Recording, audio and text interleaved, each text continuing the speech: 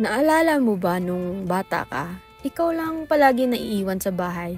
Yung pagising mo, parang wala na talagang tao, yung wala nang maingay, kundi yung maririnig mo lang mga titilaok ng manok.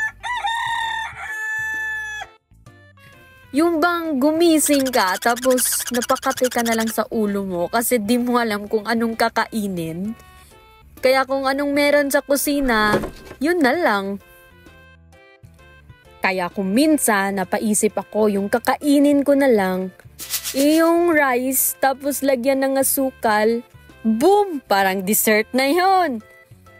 Kung may toyo at mantika naman, yun, lalagyan ko din yan para na siyang gisa-style rice kunwaring sosyal. Yun, no?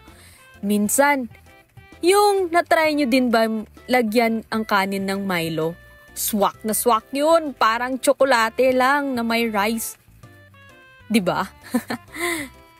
Kung wala lahat yan, dito na lang tayo sa asin.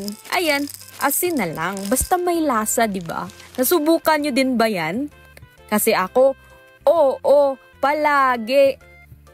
Tapos minsan, pag wala ka talagang mahanap, tapos meron naman kayong tuyo, ayun, grabe, parang fiesta. Parang fiesta sa bahay, di ba? O kayo ba, nasubukan mong kumain ng ganyan? Parang hindi. Kasi balita ko, mayaman ka. O, comment nga kung sinong kumain ng ganyan noon. Kasi sabi nila, hindi man bongga ang pagkain noon, pero sa bawat subo, may kwento, may tibay, may alaala.